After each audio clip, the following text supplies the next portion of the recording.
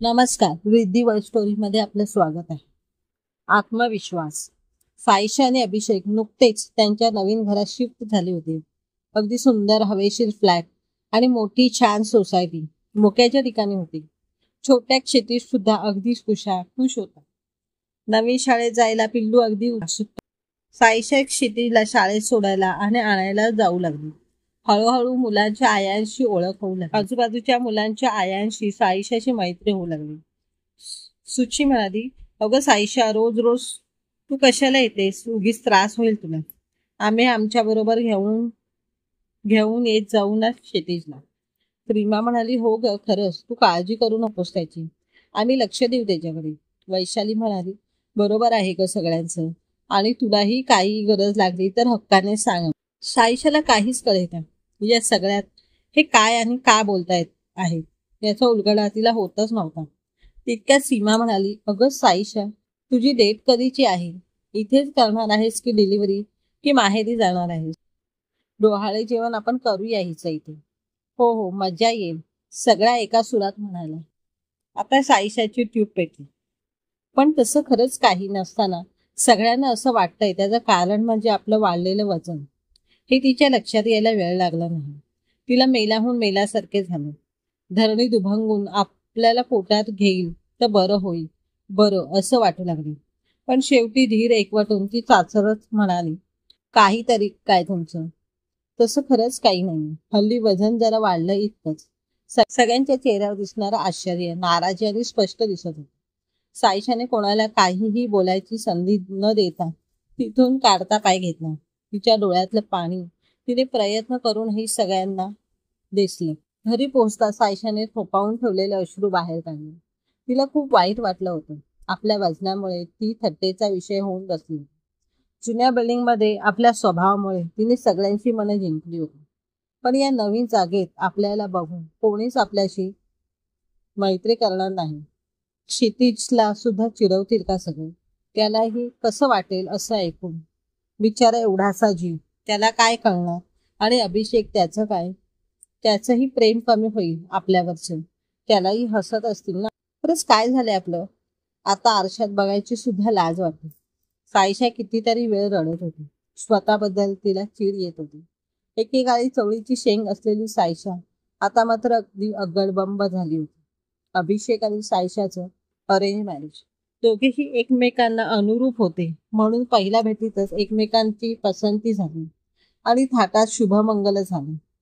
वर्षभरातच गोड बातमी मिळाली आणि सगळ्यांकडे आनंदी आनंद झाला. अभिषेकचे बाबा त्यांना अर्ध्यातच सोडून गेले. पण आईकडून मात्र नेहमीच साईशाला खूप प्रेम मिळालं होतं. अचानक साईशाची तब्येत बिघडली आणि डॉक्टरांनी तिला बेड रेस्ट घ्यायला सांगितलं. अभिषेकाने आई साईशाची खूप काळजी घेऊ लागली. थाटात डोहाळ जेवण झालं आणि साईशाला पुन्हा त्रास झाला.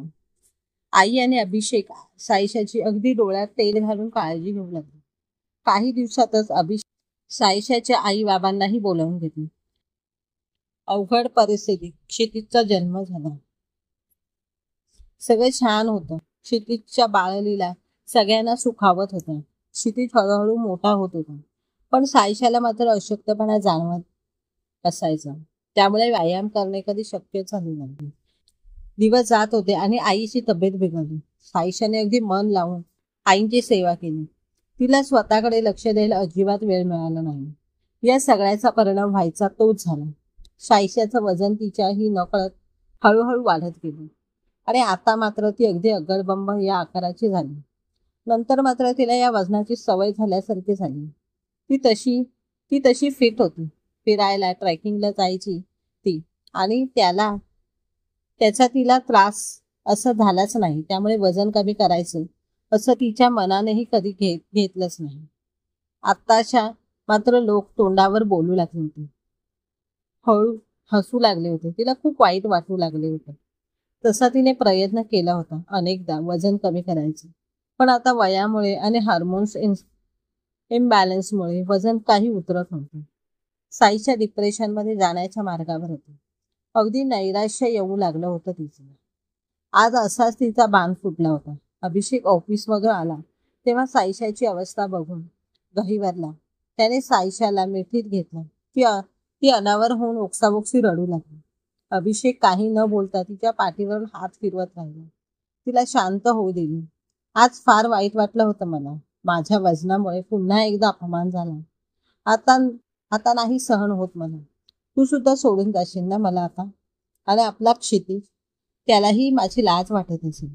पण काय करू, काही कमी प्रयत्न केलेत का मी वजन कमी करण्याचे? आता नैराश्य येते रे. मी जाते तुम्हाला सोडून. उगीच माझ्यामुळे लोक हसतात तुम्हाला. तसा तर जगण्याचा सुद्धा अधिकार नाही मला.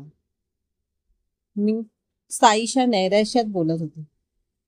तिचं बोलणं अर्धवट तोडत अभिषेकने तिच्या तोंडावर हात ठेवला. अगं काय बोलतेस तू हे?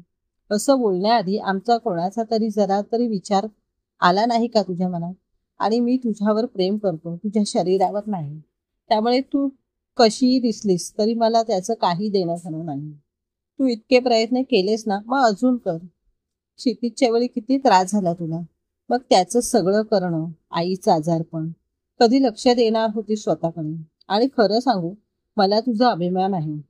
माझ्यासाठी इतकं केलंस तू, अगदी स्वतःचा विचार न करता. आणि मी तुला सोडून जाईन असं कसं म्हणू शकतेस तू?